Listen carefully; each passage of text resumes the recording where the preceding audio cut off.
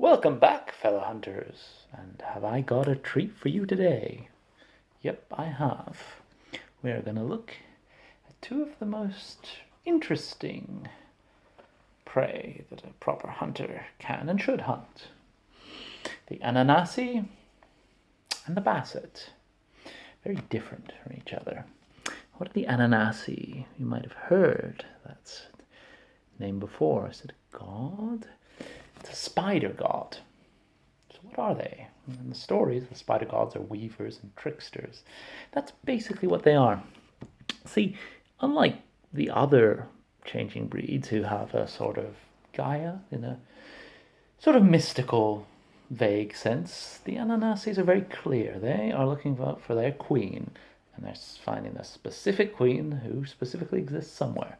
And they're all following her orders, except each one is interpreting them all differently, and there's huge political strife. But yeah, you know, that's the usual stuff. But still, how did this queen come to be captured? Well, let's talk theology. I promise you, theology is very useful when you're going around murdering people. One of the most useful things, in fact. So, you have the worm. It destroys stuff. Well, what stuff is it going to destroy? It's going to destroy the stuff that the wild has created for it. And what happens with the stuff between being created and being destroyed? Well, you have the weaver that preserves and improves, or at least modifies it, or fixes it. And this was all in harmony, blah, blah, blah. You notice how in the past everything was always harmony and then things get worse? Yeah. Quite convenient that the world is always getting worse and worse and worse. And the modern world's pretty good. Lots of good hunting. So must have been an upswing somewhere. Anyway, just saying. So the world was apparently perfect. Then the weaver went a little mad, as, I don't know, well, if the weaver wants to go mad and you're a god, I'm not one to criticize. Tied up the wild in its net. Not wild, the worm. Yes, too many W's here. Worm got tied up, worm got evil, worm kidnapped the queen of the Ananasi. Queen of the Ananasi protected herself in crystal, blah, blah, blah, blah, blah. And the were spiders spent all their time looking for her. Then they cracked the crystal while using gurus, because gurus are dumb. And she talked with them and something or other. The details are not really important unless you want to actually go hunt the queen of the spiders. If you're going to do that, well, hats off to you, my friend. But let's practice on the were spiders a little bit first. So, completely different from the guru. Silver. If you shove it at an Ananasi, silver does nothing. No, not the slightest. Yeah, just like that. No impact. Oh, what is it, gold? No, nothing. They're not different. They're different. They're not fueled by an inner rage of some sort. They're not fueled by connection with the moon or the sun. They're fueled by blood. They're practically vampires, though don't say that to their face unless you're just to the point of killing them. Then you can say it to their face. It's the expression. It's just... Where was I? Ah, yes.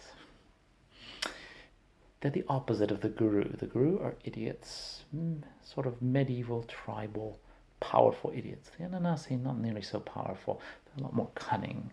They're clever. They're politicians. They're manipulators. They're, well, spiders is the basic idea. They take the stereotype seriously.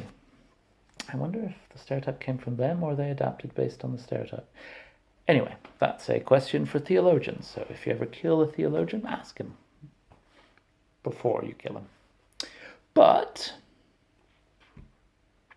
hunting the Ananasi, so they're going to be somewhere. They're going to be local priest, local police officer, maybe not at the top, maybe just below the top. The one who seems to just know what's going on and always seems to get out of problems when the axe comes and the leaders are cut. They're just below, and they're always there. So look out for them. They're going to be manipulating you. They're going to be doing tricks. But when you've identified them, that means they're vulnerable. They don't really have real friends. They're manipulating, of course, but they're also hiding themselves. So they're vulnerable. can transform into hordes of spiders that skittle all over the place. You wouldn't believe how many people I had to hire with heavy boots to squash the last of them. And they can transform into a giant, relatively scary giant spider. Movies, they pretty much cover giant spiders. That's what it is. But as I say, they need blood. They use this blood as their fuel, so starve them.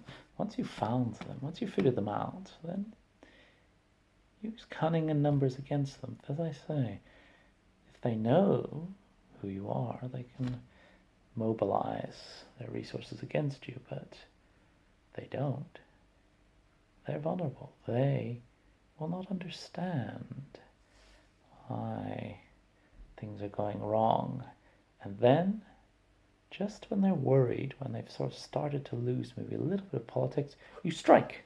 Straight, hard, fierce. They're not as powerful as the guru or most of the other changing breeds, and they are not as prepared.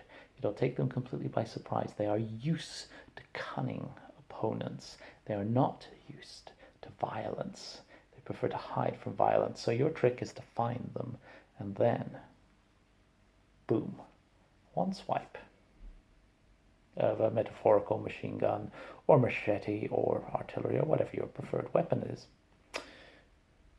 But let's move on from the always fascinating Ananasi to the slightly more boring Basset. Well, I say boring. There's a variety of them. There's different types. There's the were-tigers, the were-lions, the were-cougars, the were-lynxes, the were-cheetahs, were-saber-toothed tigers. I know they're extinct now, I think. The were-kiefer cat. Were-kiefer cat, that's really specialized. And variety of other boring and interesting types. So what can we say about all these were-cats? Well, there's different tribes of them. There's a lot of different. And they suffered a lot during the War of Rage? Basically, the gurus were even more idiots than usual and killed all their allies. Why? Because the guru are arrogant bastards? I don't know. Someone's felt that someone else's mother's was fat and it spiraled from there. No, well, basically the guru just wanted to show they were top dog, quite literally, and they succeeded. Yay! They're top dog and all their allies hate them, and the ones who don't hate them, they killed. So, a real own goal on the guru's part there. But how do we fight the Bassets? You can't generalize. I mean, the Bubasti, the Kiefer cat type, they use magic. They're clever. So don't try and beat them with magic. Beat them like you would beat the Ananasi. Identify them discreetly, and then extreme violence. Get a posse together, bam, extreme violence. Magic is good. But magic works best when there's time to prepare and plan. Don't leave it there. It's any time for that. Unless you want to make it fun and challenging. Yeah, you can always do that. What others? There's the were-tigers. Now that is something I can tell you.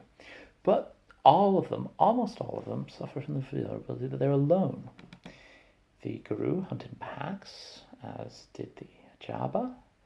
The Ananasi are connected, even if they're individual, but a lot the Bassets are just wandering alone. They have vague social skills and vague social connections, but they're alone, which means vulnerable, which means you can pad out the chase if you want, knowing that there's just going to be one that you need to worry about. Exception is the Simba. They are organized. They form tribes. They form prides. And in fact, there's a so-called Black Simba who is they're ruling the African plains after disposing of the Ajaba. It's not going very well. They have the never-ending storm or something like that as their army.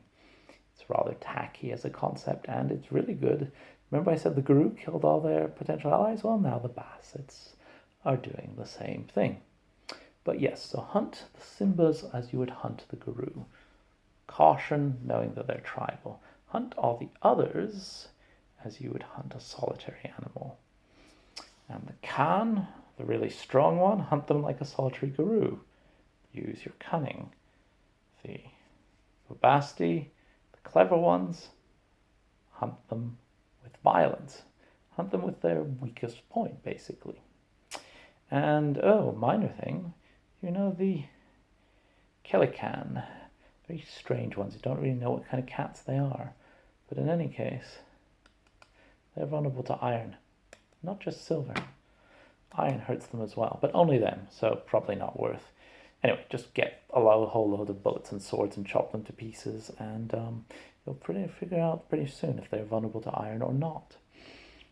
But they'll be dead in any case. And I will leave you there. Next time I have a real treat for you, because we are going to talking about the cleverest of the were beasts, and therefore some of the most fun and some of the most powerful. So join me next time and we'll talk about the were ravens and the were bears. And as always, my friend, stay murderous. Stay murderous.